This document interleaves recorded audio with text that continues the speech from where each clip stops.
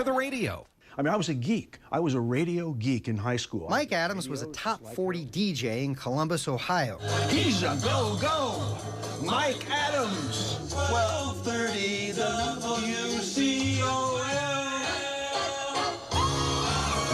Today, he's a dean at San Jose State, advises the student-run radio station, teaches broadcast history, and fittingly, just a short walk from his office are a couple of historic plaques. This one that says World's First Broadcasting Station was placed at the 50th anniversary. The plaques tell the story of another radio geek in charge of a college radio station, Charles Doc Herrold. Came to San Jose in 1909 and opened the Herrold College of Wireless and Engineering in a bank building in downtown San Jose. Wireless, as early radio was called, was used for Morse code, colorless dots and dashes. But Doc Herrold and his students began experimenting in their laboratory, transmitting voices and even music through the ether. His method of audio was to play phonograph records into a makeshift kind of microphone.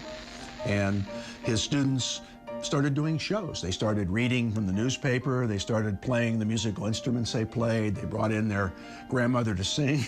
Doc's radio laboratory evolved into a radio station, sending out news and entertainment to a few hobbyists huddled over crystal radio sets. There were no broadcast licenses back then. Herrold Station didn't even have a name. So he'd just say, "This is San Jose calling.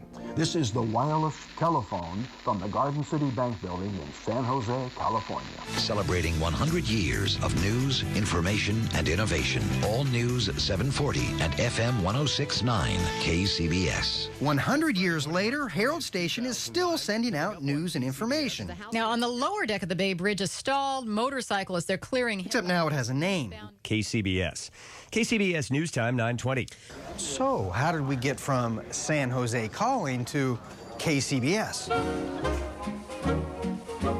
The government took control of the airwaves in the 1920s. They assigned call signs. Doc's lab became Station KQW. The station changed hands a few times. In 1949, the Columbia Broadcasting System bought the station, changed the call letters to reflect the corporate brand, and moved KCBS to San Francisco's Palace Hotel, hosting orchestras, big bands, Jack Benny, Bing Crosby.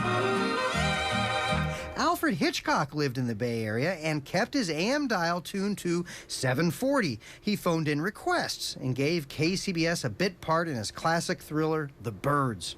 Mitch, I'm getting something on the radio.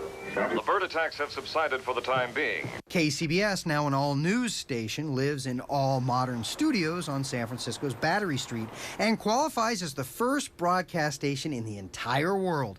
They've got a plaque in the lobby. I'm Stan Bunger. I'm Susan Lee Taylor. Stan Bunger is a KCBS news anchor. It's an amazing thing. Nothing lasts 100 years anymore, right? I mean, you know, no technology seems to last 15 minutes. And here's a radio station that can trace its roots back 100 years, that has been of service to this community all those years. But finally, after 100 years, the face of radio, literally the radio dial, is changing. Some people even say radio is dying. What with internet streaming and satellite radio, but then again, people have been proclaiming radio's demise for decades. And if there was a fatal shot, it came from another Bay Area laboratory. Ironically, just 2 blocks from the current KCBS studios, a man named Philo T. Farnsworth invented a little something called television. Now there's a bronze plaque marking that too. But a half-century after commercial television invaded people's homes, Doc's station is still on the air. So who's to say KCBS won't be here in the next century? And it might be delivered on some kind of device that you and I can't even imagine yet. I don't know who else is better positioned to at least give a shot at that than a place that's been around for 100 years. On KCBS.com.